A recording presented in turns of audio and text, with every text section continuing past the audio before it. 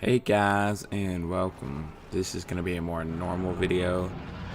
It's not going to be humorous necessarily. This is about a theory that I have about number 8, and I've just been thinking about it for a while because I'm super hyped for number 8. But anyways, so what I'm going to be talking about is Snoke, Rey's father.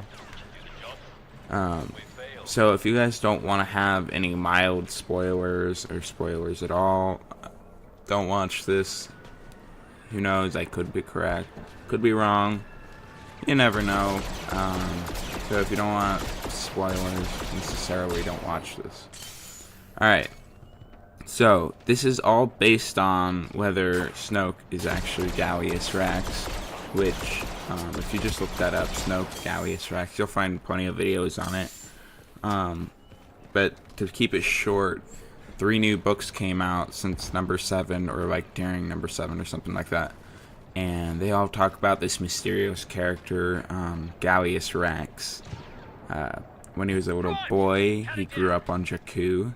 Eventually Emperor Palpatine found him, told him he had a destiny, and he could either kill him or he could accept his destiny. He accepts his destiny, and he becomes kind of a second apprentice of Palpatine. He ends up joining this secret First Order type thing during the Empire, and when the Empire is falling, they rise up, and I think that's when they create the First Order. I'm not 100% sure on this, but I believe that's what it is. So Gallius Rax, I guess, kind of creates the First Order. Well, the theory goes that since there's so many similarities, and at the very end, at some point, Gallius Rax gets in a huge crash, and there's a theory basically that he ends up surviving, and that's why Supreme Leader Snoke has all those scars, is because he was actually Gallius Rax who survived the crash. Now, I think this is relatively believable. Now, whether he is Rey's father is a different story. I'm not sure if that's true, but if you think about it, so there's already a lot of similarities. So maybe Snoke had, or Gallius Rax had a baby with someone or whatever, and after this crash, he wanted to become the Supreme Leader Snoke, this mysterious figure, and no one really knew who he was, but he didn't want people knowing he had a weak point, which was his daughter. So he hid her away on a planet he already knew of, Jakku, which he knew was way out, kind of in the middle of nowhere. And I don't think he really cared much. Like, he cared enough, but he didn't really care a whole lot. And so he just, sure, we'll put him with this fat guy who is just totally terrible. Or maybe he thought that through all these harsh conditions, she would become a very strong type person, which, you know, we see in number 7, she's definitely a strong, independent person. And so he leaves her on that planet, and that's why she's kind of heartbroken, and maybe that's why she doesn't remember exactly, because she doesn't want to remember. But people are saying Snoke, it's not even possible because Snoke's not human. Well, I would disagree. If you look at these new photos that have been leaked, he looks very human, at least in my eyes. He looks very human. He doesn't look like a different person, or like a different type of creature or whatever. He looks human. You know, if he's not, then I don't know how he'd be Rey's father, but he definitely looks human. And notice that he doesn't have Sith eyes here. I don't think that this would be a mistake. I think that he doesn't have the red eyes for a reason, and I think that's because I don't think he's part of the Sith Order. I think he's just the guy leading the First Order, and I think Ren kind of plays that part of the Sith Lord, or the Sith Order. And the Knights of Ren, it's not the Knights of Snoke, it's the Knights of Ren. They're following Kylo Ren, the leader of the Sith. And so Snoke is probably kind of more neutral. He's obviously evil, but he's on the more neutral side. And he's not necessarily a full-on Sith. I think he has very strong force powers, but I don't know if he's a strong saber wielder. Is that how you say it? Yeah. As we see, Kylo Ren is not very well trained with saber use. And the part in the trailer where it shows Kylo Ren extending his hand or whatever towards Rey, I think that's right after Rey, I think Ren is telling Rey, like, Snoke is your father, and she's like, really? Like, okay, I kind of want to go see him, I want to talk to him, even if he's a bad guy, I want to talk to him. And that's when she goes to Snoke, and that's when Snoke says, this. Fulfill your destiny. Fulfill your destiny. So, fulfill your destiny, what does that necessarily mean? I think maybe it means that she has something, he believes that she has something greater than just becoming a Jedi. I think he thinks that she should create a new, like, different order. Like, that's why, so Luke is the last Jedi.